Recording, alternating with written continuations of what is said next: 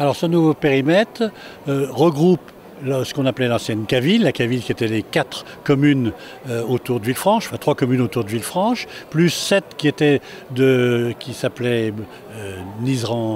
6 de Nizeran-Morgon, et puis Beaujolais-Vauxonne, plus ce qu'on appelle la vallée de l'Ombre, c'est-à-dire Liergues, Jarniou, Villefranche-Jarniou et Jassan de l'autre côté de la Saône.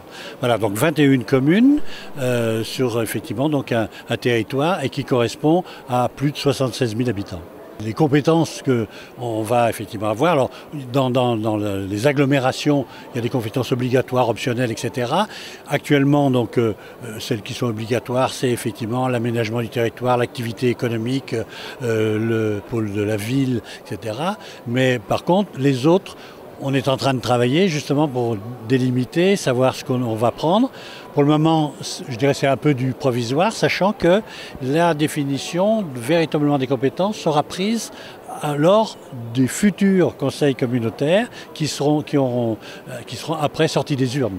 Alors donc on va avoir des compétences sur le tourisme, bien entendu, on va avoir une compétence sur la petite enfance, donc l'aménagement effectivement du territoire, les activités économiques sans problème, bien sûr l'eau et l'assainissement, bien sûr les ordures ménagères, tout ça pour arriver petit à petit à ce que sur cette nouvelle agglomération, eh bien, les gens puissent payer le même prix de l'eau, le même prix pour les ordures ménagères, etc., qu'il y ait vraiment une solidarité sur l'ensemble du territoire.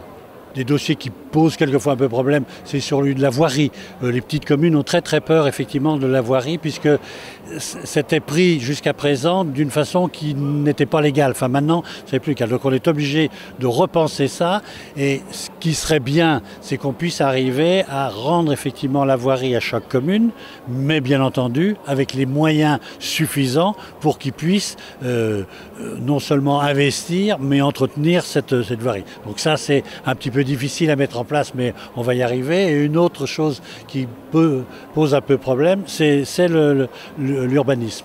L'urbanisme, donc nous, depuis fort longtemps, sur l'ancienne Caville, on avait déjà la compétence du plan local d'urbanisme au niveau communautaire.